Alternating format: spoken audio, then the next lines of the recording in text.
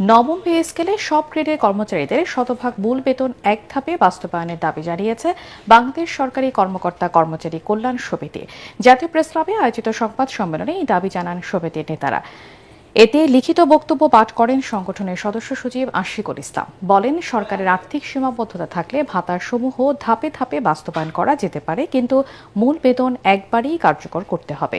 পুরোপুরিভাবে মূল বেতন বাস্তবায়নের আগে বিদ্যমান 15% বিশেষ সুবিধা প্রত্যাহার করা অযৌক্তিক ও অমানবিক হবে বলে মন্তব্য করেন সমিতির আহ্বায়ক আব্দুল মালেক।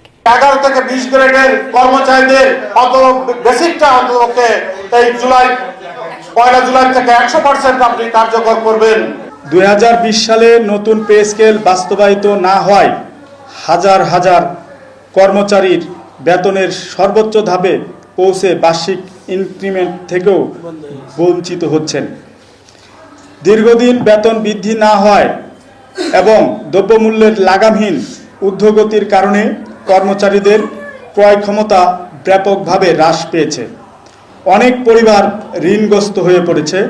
নিম্ন গ্রেডভুক্ত কর্মচারীরা এক প্রকার মানবেতর জীবনযাপন করছেন, যা একটি কল্যাণ রাষ্ট্রের চেতনার সঙ্গে সামঞ্জস্যপূর্ণ নয়।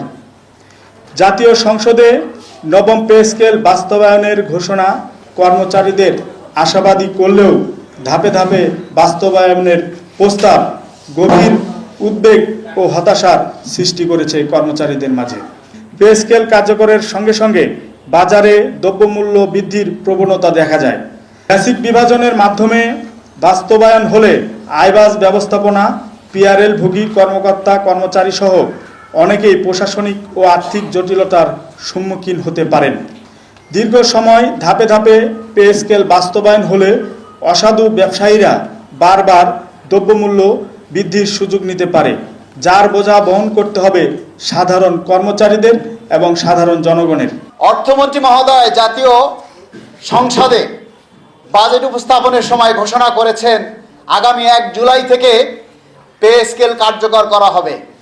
বিশ্বাস করবেন, কথাটা শোনার সাথে সাথে কলিজাটা এত বড় হয়ে গেছে, কিন্তু যখন শুনেছি ধাপে ধাপে দেয়া হবে তখনই মনটা কালো হয়ে গেছে। দীর্ঘ 11 বছরে দ্রব্যমূল্যের কি পরিমাণে দাম বেড়েছে এটা আপনারা সরকারি বেসরকারি প্রতিটা মানুষ সেই দ্রব্যমূল্যের সাথে আপনারা সংগ্রাম করে যাচ্ছেন।